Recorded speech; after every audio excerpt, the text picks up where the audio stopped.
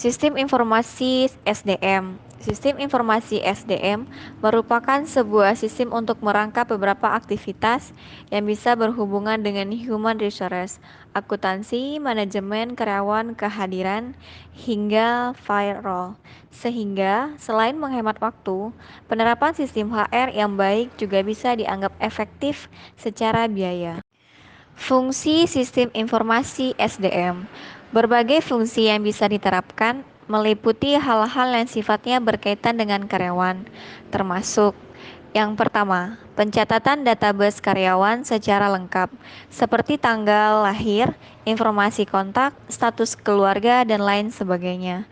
Yang kedua, pencatatan informasi pekerjaan karyawan, seperti posisi, departemen atau divisi, jumlah gaji, atasan atau bawahan, dan masih banyak lagi. Yang ketiga, pengaturan benefit karyawan. Yang keempat, absensi online serta pengajuan cuti. Yang kelima, penghitungan payroll, reimbursement, dan lain sebagainya. Informasi-informasi ini nantinya akan tersimpan di dalam software HR dengan rapi, seperti misalnya software HR Talenta yang berbasis cloud, karena menjadi sumber utama dan sistem penyimpanannya terpusat. Siapapun yang berwenang di perusahaan dapat mengaksesnya. Berbagai fungsi yang bisa diterapkan meliputi hal-hal yang sifatnya berkaitan dengan karyawan termasuk pencatatan database karyawan secara lengkap seperti tanggal lahir, informasi kontak, status keluarga, dan lain sebagainya. Pencatatan informasi pekerjaan karyawan seperti posisi, departemen atau divisi, jumlah gaji, atasan atau bawahan, dan masih banyak lagi pengaturan benefit karyawan, absensi online, serta pengajuan cuti, penghitungan payroll, reimbursement, dan lain sebagainya. Informasi-informasi ini nantinya akan tersimpan di dalam software HR dengan rapi, seperti misalnya software HR Talent yang berbasis cloud, karena menjadi sumber utama dan sistem penyimpanannya terpusat. Siapapun yang berwenang di perusahaan dapat mengaksesnya. Manfaat dari penerapan sistem informasi SDM, yang pertama database yang lebih terorganisir. Sistem informasi SDM tidak akan membuat Anda harus menyimpan berkas-berkas terkait karyawan dan perusahaan yang memumpuk. Yang kedua, efisiensi waktu. Penerapan sistem informasi SDM akan membuat segala urusan administrasi HR menjadi mudah dan cepat. Misalnya pengajuan serta approval cuti karyawan jadi lebih mudah menggunakan aplikasi. Yang ketiga, memudahkan karyawan. Dengan memiliki sistem informasi SDM yang baik, karyawan juga akan lebih mudah dalam mengurus keperluan administratif mereka, sekaligus mengurangi beban tim HR dengan hal-hal yang seharusnya mereka bisa kerjakan sendiri. Tujuan sistem informasi sumber daya manusia. Yang pertama, untuk meningkatkan efisiensi, di mana data karyawan dan aktivitas sumber daya manusia digabungkan menjadi satu, supaya lebih strategis dan berhubungan dengan perencanaan sumber daya manusia. Ditinjau dari manfaatnya, sistem informasi sumber daya manusia mempunyai manfaat dalam organisasi, yaitu otomatis dalam sistem penggajian dan aktivitas tunjangan. Dengan sistem informasi sumber daya manusia, catatan waktu karyawan dimasukkan dalam sistem, dan pengurangan yang sesuai dan penyesuaian karyawan lainnya akan tercermin dalam pengecekan gaji terakhir. Yang kedua, supaya lebih strategis dan berhubungan dengan perencanaan sumber daya manusia. Dengan mempunyai data yang mudah diakses, akan membuat perencanaan sumber daya manusia dan pembuatan keputusan manajerial didasarkan lebih pada informasi cari pada mengandalkan persepsi dan intuisi manajerial. Contoh penerapan sistem informasi SDM yaitu membuat karyawan lebih mandiri dengan Employee Self-Service atau disingkat ESS. HR tidak perlu pusing apabila ada karyawan yang ingin menanyakan informasi kontak mengenai karyawan lain atau slip gaji mereka. Dengan talenta sendiri, karyawan bisa mengakses informasi itu semua dengan mudah. Mereka dapat dengan mudah mengakses slip gaji bulanan serta data karyawan lewat aplikasi Talenta. Sehingga tim HR tidak perlu repot meladeni satu persatu permintaan karyawan yang sebenarnya sudah bisa dilakukan sendiri. Model sistem informasi SDM. A. Subsistem input sistem informasi SDM. Ada 3 macam, yaitu yang pertama, si A, sistem informasi akuntansi. Si A memberikan data personil yang bersifat keuangan. Jadi, data yang diolah terdiri dari data A. Data personel bersifat non-keuangan dan lebih permanen. Contoh, nama pegawai, jenis kelamin, tanggal lahir, pendidikan, dan jumlah tanggungan. B. Data akuntansi bersifat keuangan dan lebih dinamis. Contoh, upah per jam, gaji per bulan, pendapatan kotor saat ini, dan pajak penghasilan tahun berjalan. Yang kedua, subsistem penelitian SDM. Subsistem penelitian sumber daya manusia mengumpulkan daya melalui proyek penelitian khusus seperti A. Penelitian suksesi atau mengidentifikasi calon bagi posisi yang akan tersedia atau promosi jabatan. B. Analisis dan evaluasi jabatan atau mempelajari setiap jabatan dalam suatu area keahlian yang diperlukan. C. Penelitian, keluhan atau membuat tindak lanjut atas keluhan yang disampaikan pegawai untuk berbagai alasan. Yang ketiga, subsistem intelijen SDM.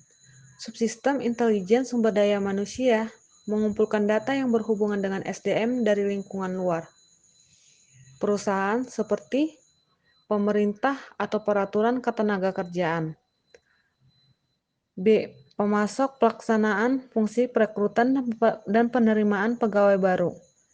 C. Serikat pekerja atau mengatur kontrak kerja antara perusahaan dan serikat pekerja. Masyarakat global menyediakan sumber daya lokal seperti perumahan, pendidikan, dan rekreasi untuk perekrutan skala lokal, nas, atau internasional. E. Masyarakat keuangan atau untuk perencanaan personel. F. Pesaing perpindahan pegawai dari perusahaan lain. Bagian B. Subsistem database sistem informasi SDM. Data yang tersimpan dalam database sistem informasi SDM terdiri dari data pegawai atau perorangan dan data non-pegawai atau organisasi yang dapat mempengaruhi arus personil di lingkungan perusahaan. Subsistem output di sistem informasi sumber daya manusia. Model sistem informasi sumber daya manusia meliputi 6 subsistem output, antara lain. Yang pertama, subsistem perencanaan angkatan kerja. Perencanaan angkatan kerja melibatkan semua kegiatan yang memungkinkan manajemen untuk mengidentifikasikan kebutuhan pegawai di masa depan. Kedua, subsistem perekrutan. Ada 2 aplikasi perekrutan dalam perusahaan, yaitu penelusuran pelamar dan pencarian internal. Penelusuran pelamar lebih banyak dipraktekkan daripada pencarian internal untuk menemukan calon pekerja yang dibutuhkan oleh perusahaan. Untuk perusahaan, untuk mengisi lowongan kerja lebih difokuskan pada lingkungan luar daripada pegawai yang ada. Ketiga, subsistem manajemen angkatan kerja. Aplikasi untuk mengetahui usaha pengembangan angkatan kerja yang sudah dilakukan yaitu aplikasi penilaian kerja, aplikasi pelatihan, aplikasi pengendalian posisi, aplikasi relokasi, aplikasi keahlian atau kompetensi, aplikasi suksesi, dan aplikasi pendisiplinan.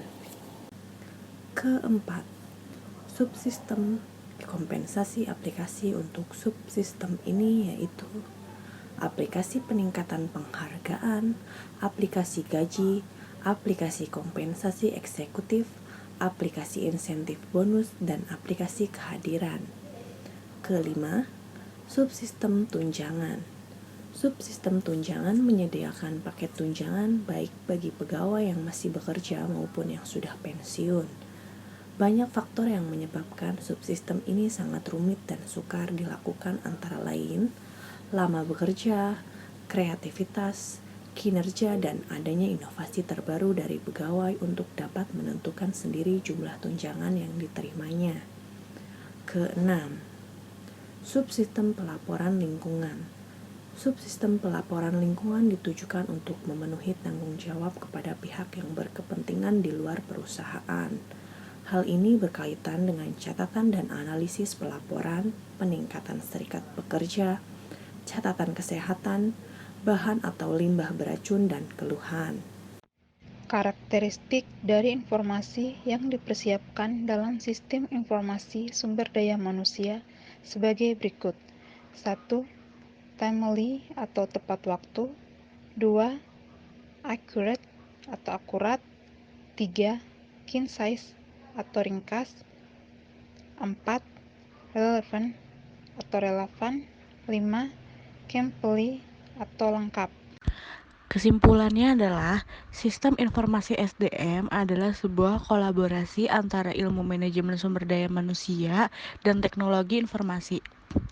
Anda dapat mengelola absensi online dan payroll dalam bentuk lebih rapi dan terorganisir.